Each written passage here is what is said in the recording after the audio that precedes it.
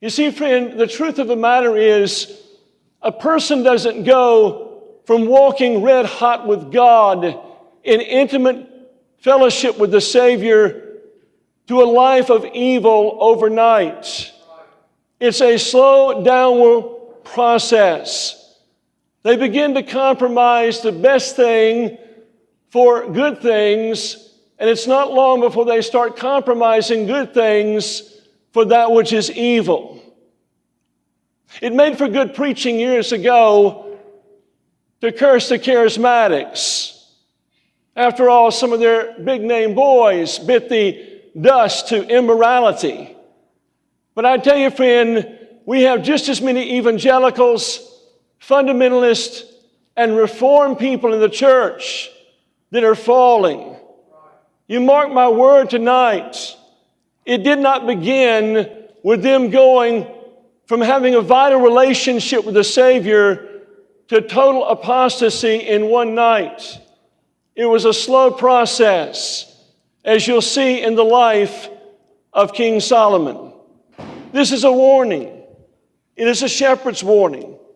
And I want to begin tonight by sharing with you a little satire that I trust will kind of settle things that you might understand where we're going this evening. It's called The Plan. Satan called a worldwide convention.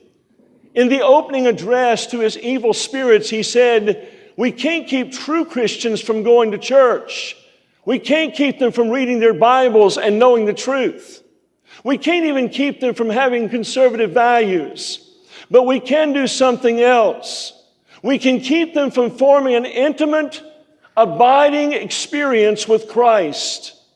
If they gain that connection with Jesus, our power over them is broken. So let them go to church, read their Bibles, and have their conservative lifestyles, but steal their time so that they do not have time to have an intimate fellowship with Christ. This is what I want you to do.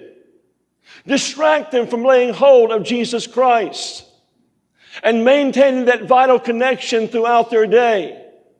How shall we do this, they ask. Keep them busy in the non-essentials of life and invent innumerable schemes to occupy their minds. Tempt them to spend and borrow. Convince the young wives that they have to work and the husbands that they must work 6 days a week for 10 or 12 hours a day so they can afford their lifestyles. Keep them from spending time with their children.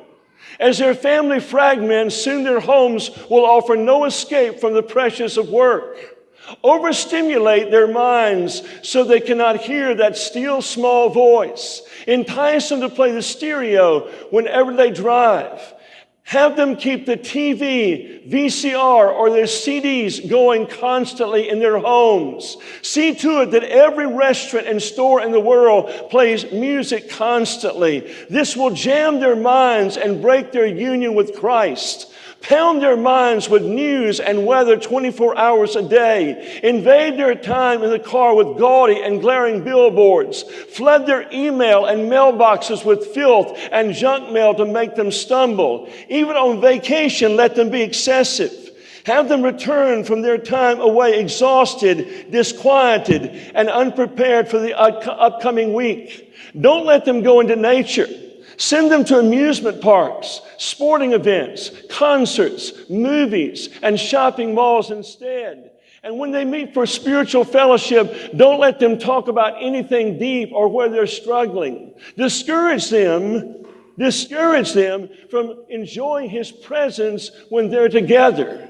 Instead, make them fearful of opening up and fill their time with small talk, idle chatter, frivolous laughter, and gossip, so they will leave with troubled consciences and unsettled emotions. Let them be involved in soul winning, but crowd their lives with so many good causes that they have no time to seek strength from Christ. Soon they'll be working in their own strength, sacrificing their family and health for the sake of the vision. It was quite a convention. At the end, the demonic spirits went eagerly to their assignments, causing Christians everywhere to get busy with life and pull them away from the one who is life. Have they been successful? You judge.